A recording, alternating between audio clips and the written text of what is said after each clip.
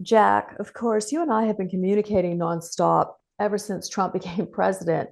Let's start with the most recent topic of our interactions, which, of course, is why would Trump make this deal with Zelensky for Ukrainian rare earths? There are two ways to analyze this issue or this proposal. One is a business case and the other is a geopolitical case. So let's start with the business case. It's easier.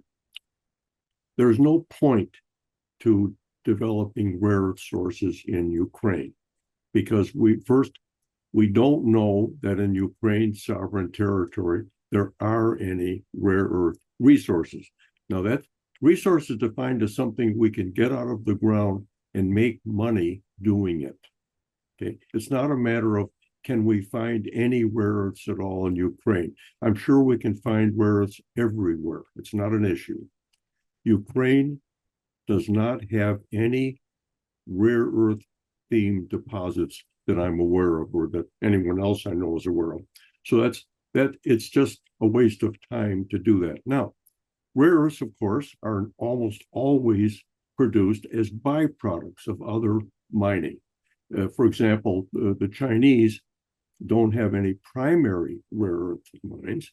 They have a large iron ore deposit area in Inner Mongolia, which has significant rare earths as companion products. And since they mine that iron ore to produce their steel, and they're the world's largest producer of steel and the world's largest miner of iron ore, therefore, they have an awful lot of rare earths cast aside in tailings piles. But they process that and produce most of the world's rare earths. That's how much volume there is. Okay, there's no such thing in the Ukraine. And here's the point.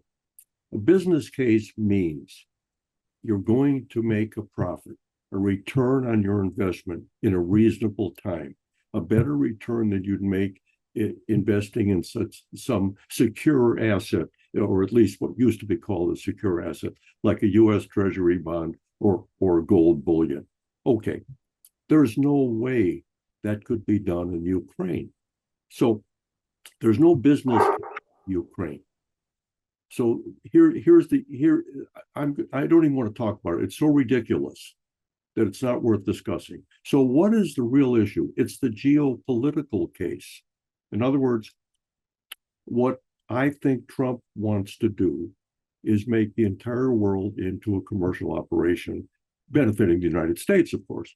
So what's the geopolitical case? If we go into Ukraine to develop mining, of course, there'll never be any rare earths produced in Ukraine, but Ukraine has significant iron ore and graphite, things like that.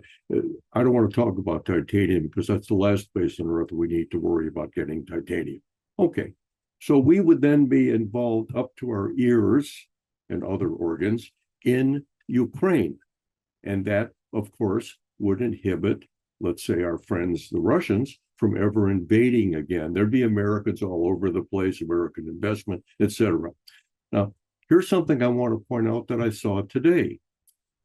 Putin, who is the chief Russian guy, right? He has announced that they're going into the rare earth business. He doesn't mean just mining rare earths, what the Russians have been doing for some time in one location. He means he wants to do the total supply chain for rare earth permanent magnets.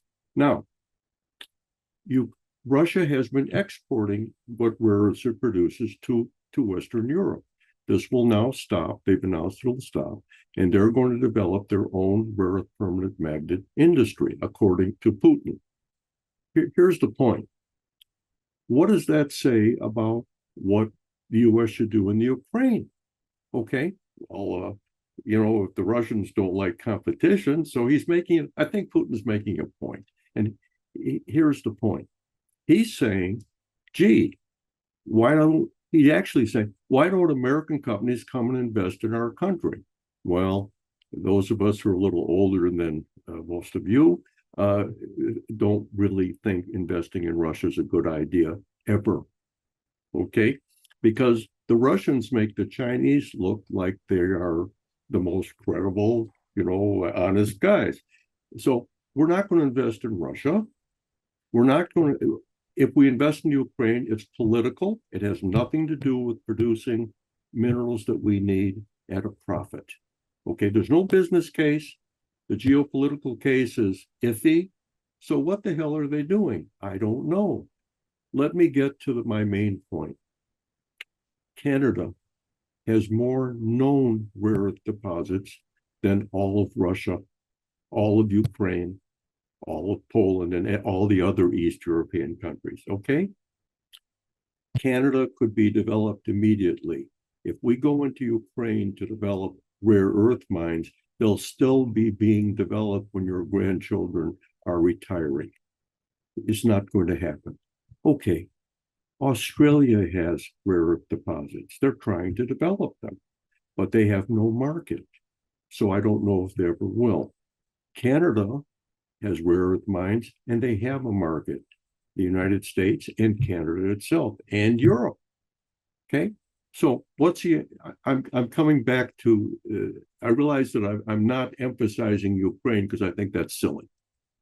What I'm emphasizing is that we have a place where we should develop rare earth mines, refining, fabricating, making magnets, motors, all these devices.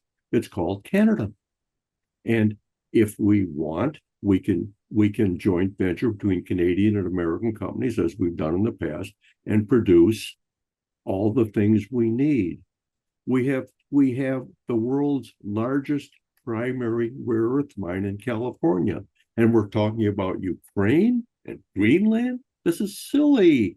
Okay, we have another company in the United States which is developing vast resources of zirconium, titanium, and rare earths in Brazil, Australia, and Madagascar. Okay, Madagascar, we can discuss.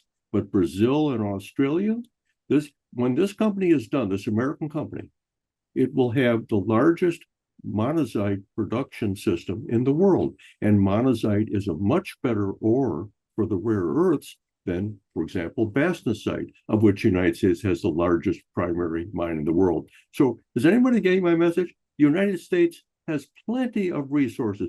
Canada has even more resources. Why are we talking about Ukraine, Russia, Greenland? Oh, and the latest, the moon, the asteroids. Okay, how's about mining the past? Time machines, we can go back to where these mines were high grade. Why don't we high grade mines in the past? Well, that's nuts, because then there wouldn't be anything left in the future. Okay, but it's an idea. It's better than asteroid mining. Okay, cheaper.